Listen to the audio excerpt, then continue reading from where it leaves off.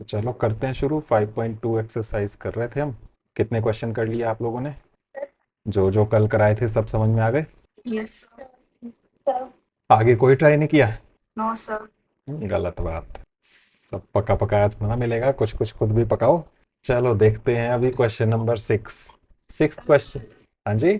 Third करेंगे। Three. 3 करेंगे हम बाद में। अभी करेंगे हम क्वेश्चन नंबर 6। ओके। 3 जो है बस आपकी अंडरस्टैंडिंग के लिए है, वो एग्जामिनेशन पॉइंट ऑफ व्यू से उतना इम्पोर्टेंट नहीं है। उसमें भी सिंपल आप देख के भी बता सकते हो, कुछ में ब्लैंक्स फिल करने हैं बस कि यहाँ क्या क्या नंबर्स आने हैं। तो कुछ में फॉर्मूला अप्लाई करके लगेगा पता, कुछ में आप डायरेक्ट देख के भी पता लगा लोगे कि क्या क्या आना है। तो शॉर्ट क्वेश्चंस में हो सकते हैं इस तरह का कुछ आ जाए, वरना चांस कम है। फिलहाल हम जो मेन मेन है इनमें वो कवर कर रहे हैं। तो 6th क्वेश्चन देखो अभी फिलहाल। इसमें लिखा है check whether -150 is a term of the AP 11, 8, 5, 2 and so on. इसमें कहीं आगे चलते जाएं तो -150 आएगा कि नहीं आएगा इस एपी में, ये पूछा हुआ है। तो इसको कैसे चेक करेंगे वो देखना है हमने। क्वेश्चन फिर से बताओ, आवाज कट के आई आपकी। 5th question. 5th क्वेश्चन क्या? 5th क्वेश्चन कर लिया हमने कल। बोलो क्या बोल रहे थे आप? Yes sir. तो उसको कर लेना पूरा। सेकंड पार्ट का थोड़ा सा मैंने बताया था, बाकी आपने करना था। अभी हम 6 देख रहे हैं और उसमें एपी दी हुई है आपके पास। बोलो जरा। 11, 8, five 5, two 2 and so on. और इसमें चेक करना है -150 कहीं आएगा कि नहीं आएगा इसको। तो इस एपी में हमें क्या क्या पता है वो बताओ। ए कितना है? फिर डी कितना है? 8 - 11 -3। और और इसमें कहीं आगे जाकर आना है -150। तो ये -150 क्या चीज है? N term. तो इसको लिखेंगे हम ए एन। क्या चीज हमें पता नहीं है? एन हमें पता नहीं है कि कौन से नंबर पर जाकर ये -150 आएगा, तो वो एन फाइंड करेंगे हम कितना है। ठीक है। तो फॉर्मूला लिखते हैं। A n is equal to a plus n multiplied by d. बताओ ए एन कितना? माइनस हाँ, आगे बोलते जाओ।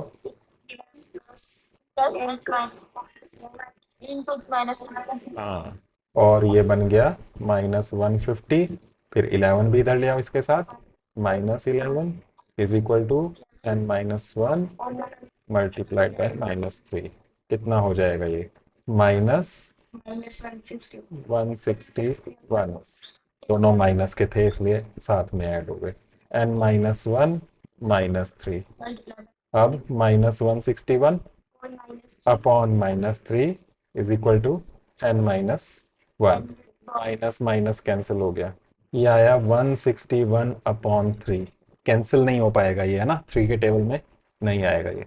Is equal to n-1। यहाँ से n की वैल्यू क्या बन जाएगी? 161/3 +1। और इसके नीचे भी 1 है, इसको सॉल्व करने के लिए 3 1 ज़ा 3। और ऊपर 161 multiplied by 1 161 plus 1 multiplied by 3 3 is equal to n। तो ये हो गया 164/3 इज इक्वल टू n। अब बताओ n की वैल्यू एक पूरा पूरा नंबर आई क्या? होल नंबर में बनेगा ये 3 से डिवाइड पूरा पूरा नहीं होगा, करके देख सकते हो आप।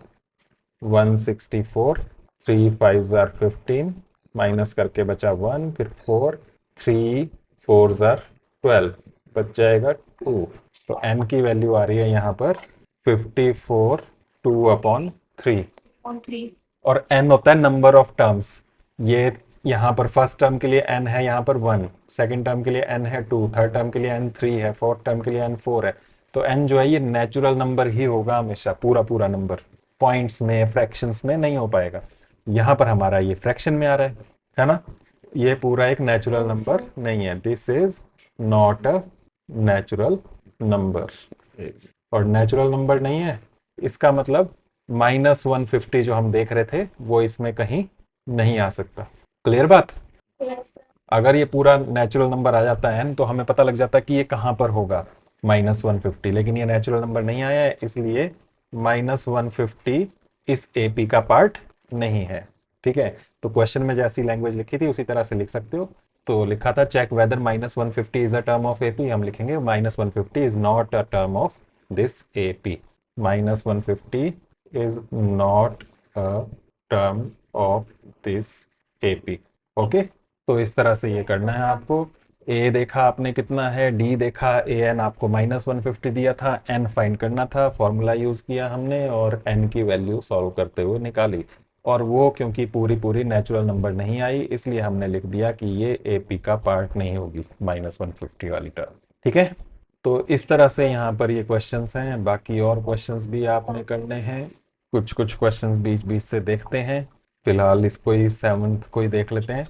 Find the 31st term of an AP whose 11th term is 38 and 16th term is 73। 11th term है 38, 16th है 73, तो 31st टर्म क्या होगी ये बताना है। लिखवाना मुझे जरा कौन कौन सी टर्म दी है। 11th टर्म कितनी? 38 और 16 क्या दी है? 73। और कौन सी निकालनी है? 31st टर्म, ये निकालनी है। ठीक है, तो इसके लिए फिर फॉर्मूला यूज करेंगे। पहले इसके लिए यूज करते हैं फर्स्ट पार्ट के लिए। 11th टर्म दी है 38, 11th टर्म के लिए फॉर्मूला क्या बनेगा बोलो? a plus n minus 1 multiplied by D, यही था ना फॉर्मूला। लेकिन n कितना है यहाँ पर? 11, तो यहाँ n नहीं लिखेंगे, n की जगह क्या लिखेंगे? 11 minus 1 multiplied by d, okay, is equal to 38। और यहाँ से क्या बन गई इक्वेशन? a प्लस, बोलो बोलो जल्दी से, 10d इज इक्वल टू 38। यही बना? आ रही है मेरी आवाज? तो इक्वेशन बन गई ना, 11 माइनस 1 करके 10 आ गया, a plus 10d is equal to 38। ये इक्वेशन हो गई 1। फिर सेकेंड इक्वेशन बनानी है इससे। यहाँ क्या बनेगा बताओ? a plus 16 minus 1 multiplied by d is equal to 73। तो a plus 15d is equal to 73। ये हो गई सेकंड इक्वेशन। फॉर्मूला क्या यूज कर रहे हो वो आप ब्रैकेट में लिख सकते हो, a n is equal to a plus n minus 1 multiplied by d, क्योंकि डायरेक्ट हमने यहाँ पर यूज कर दिया इसका। दो इक्वेशंस बन गई। यहाँ से आगे ए और डी फाइंड करना पड़ेगा, तब हम निकाल पाएंगे जो ये निकालना था। ये बन गया यहाँ से चैप्टर नंबर 3 का क्वेश्चन। कैसे सॉल्व करोगे दोनों इक्वेशंस को? एलिमिनेशन से कर लेते हैं। a plus 10d is equal to 38, a plus 15d is equal to 73। Equation 1, equation 2 कर देते हैं इनको हम सब्ट्रैक्ट। ये प्लस वाला माइनस बन गया, यहाँ भी नीचे माइनस बन जाएगा, एक मिनट, और यहाँ भी ये प्लस वाला बन गया माइनस। ए कैंसिल हो गया, 10 माइनस 15 माइनस 5d, इसको माइनस करके बताओ, 73 माइनस 38 35, और माइनस भी आ जाएगा क्योंकि बड़ा माइनस का है, माइनस माइनस दोनों साइड से cancel. d is equal to 35/5 cancel करके हो गया 7। d इज इक्वल टू 7 आ गया। फिर d की वैल्यू इक्वेशन 1 या 2 में डालेंगे। इक्वेशन 1 में डाल देते हैं, बोलो a plus 10d, 10 multiplied by 7 is equal to 38, a plus 70 is equal to 38। फिर a इज इक्वल टू 38 70, कितनी बन जाएगी a की वैल्यू? -32। ये a की वैल्यू आ गई। तो a की वैल्यू -32 है, d की वैल्यू 7 है, और अब आपको निकालना है a31। फिर करेंगे नाव लगा के, उसके नीचे ही करना, मैं यहाँ कर रहा हूँ नाव a31। कैसे निकलेगा? a प्लस 31 माइनस 1, 31 माइनस 1 ना, मल्टीप्लाइड बाई डी। a और d फिर से देख लो, a है 7, d है -32, सॉरी a है -32 और d है 7। बताओ क्या लिखूं? -32 प्लस 30 मल्टीप्लाइड बाय 7 -32 प्लस कितना हुआ ये मल्टीप्लाई करके? 200 अब 32 माइनस कर दो इसमें से, 178 178 प्लस का या माइनस का? प्लस ये आंसर हो गया। 31st टर्म पूछी थी वो यहाँ पर जाकर निकली। तो इस तरह से था ये। जो भी आपको टर्म्स दिए हैं उनसे आपने a और d की वैल्यू निकालनी थी। a 11 दिया था, 11 टर्म 38, तो n की जगह 11 रखा, a plus 11 minus 1 multiplied by d equal to 30। वहां से आपकी इक्वेशन बन गई ये फर्स्ट। सेकंड इक्वेशन के लिए सेकंड कंडीशन थी, वहां से आपकी सेकंड इक्वेशन ये बन गई। फिर आपने सब्ट्रैक्ट किया दोनों को, और सब्ट्रैक्ट करने के बाद d की वैल्यू आ गई 7, d की वैल्यू डाली इक्वेशन 1 में, a की वैल्यू आ गई -32, फिर 31st टर्म निकालनी थी, वो निकाली आपने, वही फॉर्मूला फिर से यूज करके ए और डी की वैल्यू पुट करके। ठीक है, क्लियर हो गया? Yes, sir. तो इस तरह से कर लेना, यहाँ एंड लगा लो चाहे तो। फिर नेक्स्ट क्वेश्चन खुद करना, सेम इसी तरह का है। एपी है, उसमें 50 टर्म्स हैं, थर्ड टर्म है 12, जैसे यहाँ पर 11 टर्म थी, निकाल लोगे। A plus 2d is equal to 12 बन जाएगा यहाँ से, है ना, 3 माइनस 1 2। Yes, sir. और लास्ट टर्म है 106। लास्ट कौन सी टर्म, कितनी टर्म्स हैं इसमें लिखा हुआ है, 50 टर्म्स हैं, तो ये 50th टर्म है ए 50 106, तो बनेगा a plus 49, a plus 49d is equal to 106। ये दो इक्वेशंस बन जाएंगी। ठीक है, और उसके बाद 29th टर्म निकाल लेना, ए 29, सेम जैसे 7 किया, कर लोगे? Yes, sir. तो ये 8 भी हो गया। Ninth third and ninth terms of an AP are 4 and -8। Third term के लिए क्या इक्वेशन बनेगी, ए प्लस, ये है थर्ड टर्म A3, और ये है नाइन्थ टर्म A9। बताओ थर्ड टर्म के लिए क्या इक्वेशन बनेगी, ए प्लस 3D. 3 माइनस 1 होगा, 2d आ जाएगा इज इक्वल टू 4। और सेकेंड इक्वेशन क्या बनेगी नाइन्थ टर्म के लिए, a plus 8D. 8d is equal to minus है। -8. तो ये दो इक्वेशंस लेकर इनको सॉल्व करके ए और डी निकालना। जब ए और डी आ जाए तो उसके बाद पूछा है इसकी which term of this AP is zero, तो कौन सी टर्म जीरो होगी, फिर से a n is equal to a plus n minus 1 multiplied by d use करेंगे। और इसमें ए एन आपको जीरो दिया हुआ है पहले से ही, कौन सी टर्म जीरो होगी, वो टर्म जीरो है एन टर्म। ए आपका जो भी आया होगा वो डालोगे, डी डालोगे, और एन की वैल्यू निकालनी है कौन से नंबर पर जीरो आएगा। कर लोगे? Yes, sir.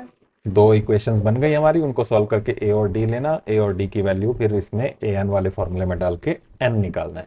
ओके, 10th को अभी हम देखते हैं। 10th में लिखा है 17th term of an AP exceeds its 10th term by 7, find the common difference. Common difference यानी कि डी फाइंड करना है यहाँ पर। 17th term A17, 10th term A10, 17th term जो है वो 10th टर्म से 7 ज्यादा है, एक्सीड मतलब ज्यादा है, तो यहां से इक्वेशन बनाएंगे और डी फाइंड करेंगे। बोलो कैसे इक्वेशन बनाएंगे। क्वेश्चन नंबर 10, कौन सी टर्म बोला, 17th टर्म, कितनी है 10th टर्म से, बोलो 7 ज्यादा, तो A17 is equal to A10 plus 7, यही बनेगा। 7. अब यहां से A17 के लिए क्या बनेगा, an होता है a plus n minus 1 multiplied by d, तो इसको यूज करके A17 बोलो, a प्लस 16d, थोड़ा सा लिख के करेंगे तो ऐसे हो जाएगा, is equal to A10 a plus 9d और प्लस आगे 7 भी है। तो ये डायरेक्ट लिखना हो तो ऐसे लिख सकते हो जो आप बोल रहे थे, ये दोनों साइड a दिख रहा है ना, ये कैंसिल हो जाएगा, और d की वैल्यू पूछिए, बस d निकल जाएगा, 16d और minus 9d is equal to 7, 16 minus 9 7d is equal to 7, d is equal to 7 upon 7, cancel करके 1, तो कॉमन डिफरेंस यहाँ पर 1 हो गया। ओके, इस तरह से था हमारा ये 10th क्वेश्चन। जो भी डाउट हो साथ साथ पूछते रहना। कुछ क्वेश्चन और हैं, इनको आप ट्राई करना। मैं यहाँ से एक क्वेश्चन और करा देता हूँ बस, 14th, बाकी बीच के ट्राई करने हैं आपने, ठीक है, जो नहीं आए कल पूछ लेना। 14th क्वेश्चन है, how many multiples of 4 lie between 10 and 250। 10 और 250 के बीच में 4 के कितने मल्टीपल्स हैं, 4 के मल्टीपल्स कौन से होते हैं, 4 के मल्टीपल्स बताओ। 4, 8. हाँ, 4 का टेबल, 4 8 12 16 20 इस तरह से चलता जाएगा, तो ये है मल्टीपल्स ऑफ 4। लेकिन हमें ये नहीं लेने, मल्टीपल्स ऑफ 4 लेने बिटवीन 10 एंड 250, तो जो 10 और 250 के बीच हैं, तो कहाँ से शुरू होंगे, 250 के 12 से. 12 से, तो ये वाले छोड़ देने हैं, ठीक है, तो इनको मैं हटा देता हूँ, यहाँ से शुरू होगा, तो हम ऊपर लिखेंगे इसके ऊपर multiples of 250, sorry multiples of 4 और बिटवीन 10 एंड 250, 250. और उसमें हम ऐसे लिखेंगे, और कहाँ तक चलेंगे, लास्ट में क्या आएगा वो बताओ। 4 के टेबल में 250 तो नहीं आता 4 के टेबल में, तो इससे पीछे कौन सा आएगा 4 के टेबल में, 248।